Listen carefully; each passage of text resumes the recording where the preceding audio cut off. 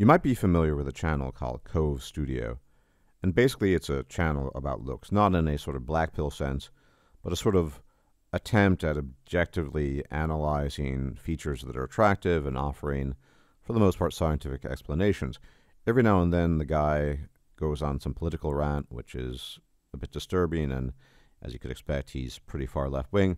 But nonetheless, he does generally provide good information. He gives facial analysis, etc., etc. And if you're interested in that sort of thing, and on a few occasions, he's talked about the notion of pretty privilege and how it's one type of privilege, he is left-wing, as I said, that people usually don't acknowledge, effectively the halo effect. He's not saying the halo effect, although he has mentioned it, but pretty privilege. You look good, you'll be treated better, etc., etc. And this has got me thinking, not just because of what he stated, but because of many, many things that have occurred over the last couple of years with regard to preference and prejudice and so-called privilege.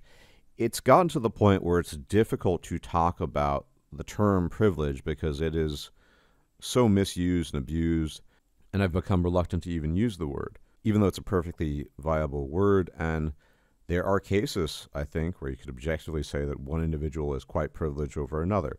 But the privilege part aside, something I've been thinking about for quite some time is how we as human beings delimit our notions of preference from prejudice or even outright discrimination.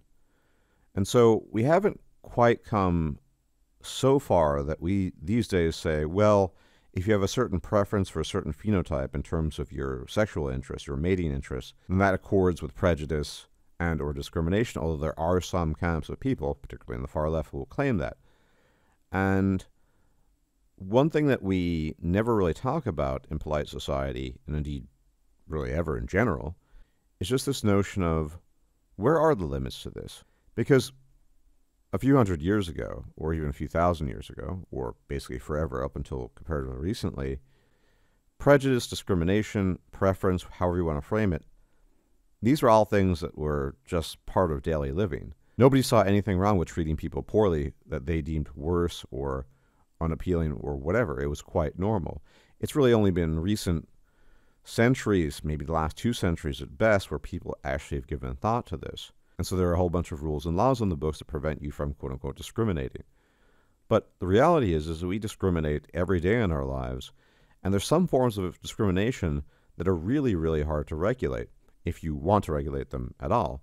And so if you look at something like the halo effect, I'll use that instead of pretty privilege, to avoid any overlap with Cove Studio. The halo effect is definitely a prejudice, it's a preference, and it's not something you can really regulate. I mean, you could, I guess, roll out legislation about extremely symmetrical faces or something like that, and then punish people. I'm not saying you should, I'm just being neutral here. But what I'm trying to say is it's a lot harder to get to the nuts and bolts with this. Let's say you have 2 candidates, for example. They're both the same gender, same ethnicity. Everything's more or less equal. In fact, the less attractive one is even slightly better qualified. But the company ends up hiring the more attractive individual.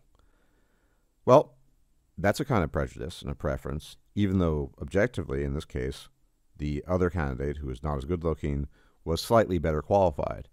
All things being equal, if they had looked identical, maybe you would have chosen the person who was slightly better qualified, but that's not how it works with the halo effect. And there are more minute forms of prejudice and bias. Think, for example, of a modeling agency that is looking for a specific look from a specific ethnicity. They are being discriminatory, and so on and so forth. This goes on and on and on. But most people draw the line at what we find personally attractive. So if you had a man who would only date women with light eyes, for example, only light eyes, that's considered okay, although a lot of people these days would frown upon that. But if you had a policy, say at work or a company, where you said, we're only hiring people or women with light eyes, everyone would object to that. And there's a battery of arguments you could bring to the table as to why it would be a bad idea as a policy at work. And for example, that eye color doesn't correlate with work performance or intelligence or any number of things, and that would make sense. But on the other hand, you could also say, just in general, with respect to the halo effect, that just because a person's attractive, this is a myth that people perpetuate, doesn't necessarily mean they're intelligent. There's this myth that keeps on perpetuating itself that IQ correlates with appearance, that the more attractive you are, the more likely you are to be intelligent. There's no evidence I've looked into that ever supported that, but nonetheless, that's the perception. So you could make that argument too. You should hire the guy who's a 5 because he's much smarter, has a better track record, etc., rather than the guy who's an 8. And that's basically more or less the same type of argument as the argument you would make with why are you only hiring people with light eyes? Because, let's be honest, they're not necessarily smarter or more competent. Same thing applies to the halo effect generally, and yet nobody would make that argument. So it does seem to be a little bit arbitrary, and I would argue that all of this is arbitrary ultimately. However, at the end of the day, I would say that most of our biases and prejudices are very much innate, just like our preference for certain appearances and looks. Of course, there's going to be some overlap. We generally have an idea of what we think is attractive, but then there are people who don't care about, say, eye color, whereas other people do very much. And that's basically arbitrary, and we don't penalize people for that way of thinking. And part of that might just boil down to partner choice being thought of as a sacred thing. But also, the stakes that exist in partner choice are only the stakes that exist between two individuals, whereas at a larger scale, the stakes are much higher, say a company or an institution.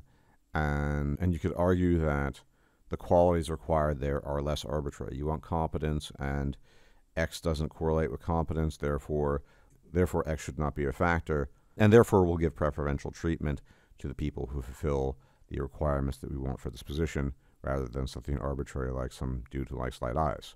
And I'd actually like to point something out at this juncture in time. We are, quote-unquote, being biased and prejudiced against people who are not sufficiently competent for the work that they are applying for, right? When they are not hired, we're saying, we don't think you're good enough. That's also a form of preferential treatment and bias and prejudice and discrimination. But in general, most people agree that that's an okay form of discrimination. So I think there are certain tacit aspects of this that people just agree to, and others that are a little bit more wishy-washy, a little bit more blurry. And it would be an interesting discussion to have to go into some more depth on this with people who are at least reasonable. I think ultimately nothing's going to change because things are the way they are. But for people who wish to campaign on this matter, for example, campaign on the idea of ugly people receiving new rights or getting a leg up, I don't think that's going to work. Because hitherto, every campaign that fought for the rights of some discriminated minority was based on some kind of group identity. There is no collective identity of ugly people or unattractive people or average people. They all share certain qualities, and they're not particularly good-looking, but they're all different. You can find them across all sorts of populations and ethnicities. You can find it across both sexes. And so creating some kind of rule whereby you would support people like that is nigh impossible because it encompasses, A, the vast majority of humanity. There are many more average and below average people than there are above average people in the looks department, as there are pretty much with everything we're talking about normal distributions. So there would be a lot of people that you would have to give a leg up to and boost. And I just don't think it works. It works much better for concrete groups of people that people can sort of just lump together. But when it comes to average or ugly people, it's just way too general. And so I don't think you could ever implement something like that, even if you wanted to. It's one thing to call attention to it. People are going to be aware of it. But you're never going to get legislation at the level of the state saying, okay, henceforth, if you are a 5 or below, you shall get this, blah, blah, blah. That's particularly true for unattractive males or average males, because being male in itself has never gotten you any special favors, and men don't view themselves as a collective. Another reason why this would never happen. Maybe unattractive women could band together and get something done for their sake. But I think it all comes back to, at the end of the day, that intrinsic arbitrary preference we have for attractiveness.